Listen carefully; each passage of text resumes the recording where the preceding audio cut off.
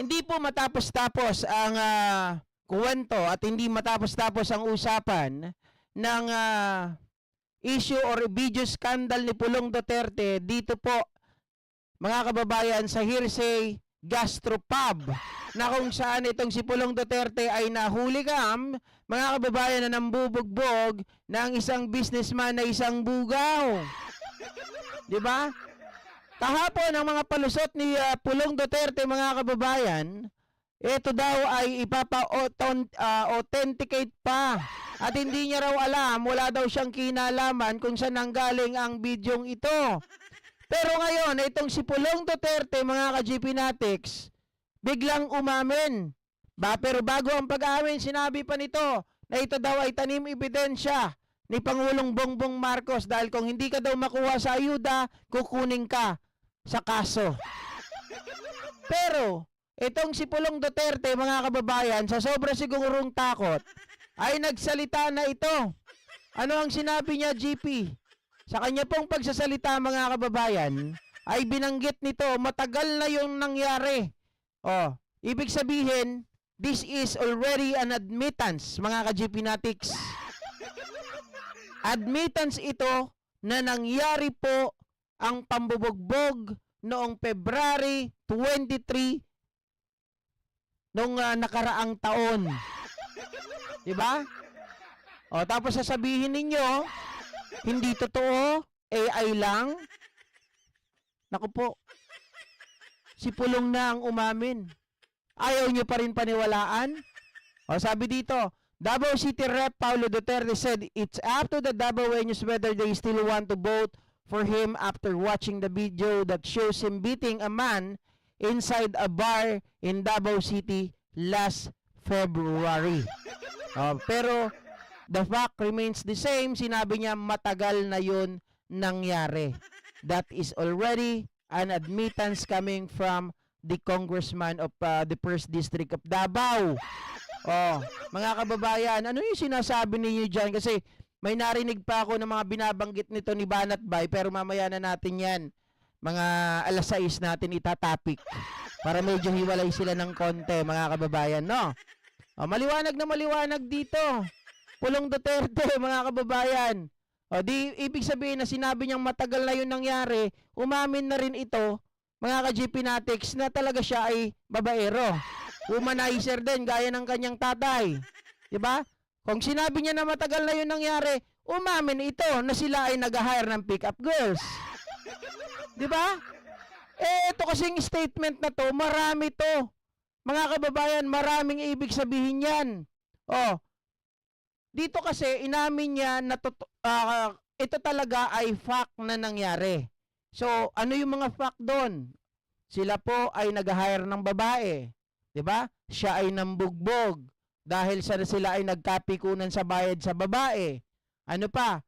Fact din na sila po ay nandoon sa tawag dito sa Hearsay Gastropub.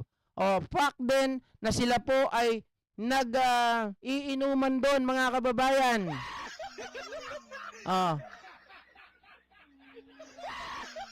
Sabi ni Chris, inamin na ni Pulong si Kalbo, di pa rin naniniwala. Mamaya, yan po ang itatapik ko mamaya, no? Sabi ni Teddy Pishen, di naman umatake si Claire, sumasagot lang sa mga bato. Yun ang tama. Diba? Ngayon, sasabihin ninyo, ano pa ang pwede ninyong i-ano rito? Ano pa ang pwede nyong isagot, mga DDS? Lahat na lang ng pagtatakip, lahat na lang ng pagsisinungaling. Si Pulong Duterte na ang nagsabi. Kahapon, si Pangulong Bongbong Marcos ang sinisisi niya. Tingnan ko lang, ipa-authenticate muna yung video. Hindi ko alam kung saan nanggaling yan. Sabi niya, alam niyo naman ang administrasyon na to. Kung hindi madala sa ayuda, dadaling ka sa kakasuhan taka. Anak ng tinapa. Sabi ni Bert, mga facts talaga yan, mga boss. Ewan ko ba kung well, mga kababayan, syempre alam naman natin kapag pero ang isa pa dito, isa pang fact na idadagdag ko ay si Pulong Duterte nagbabayad ng mga bayarang babae despite the fact na meron siyang asawa? Aba, iba talaga yung mga ano, no? Iba talaga yung mga Duterte, talagang mga palaaway, talagang merong mga issue. Bakit GP? Aba, mga kababayan, meron pa ako nabalitaan ano. Kung gusto niyo makita doon sa vlog ni JDB, noong kongresista pa raw si dating Pangulong Rodrigo Roa Duterte, ay meron na din palang issue. Meron na din palang pangyayari na kung saan mga kababayan, nambugbog din pala ito ng isang security guard. Wow. Tapos sasabihin, politika daw.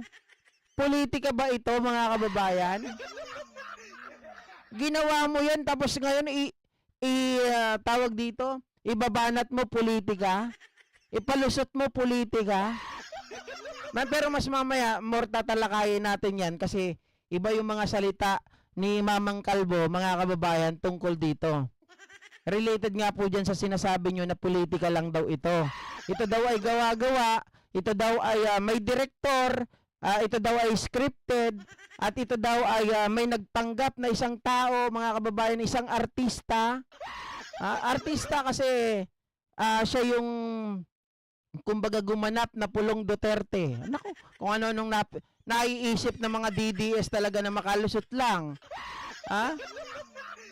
Sabi ni Chrisan, kaya galing pinangbayad sa kaban ng bayan. Yan ang hindi natin alam, mga kababayan. Pero no, alam naman natin marami silang pera. Hindi man lang mabayaran si Tigong nga 120,000 kada isang gabi sa Malacanang.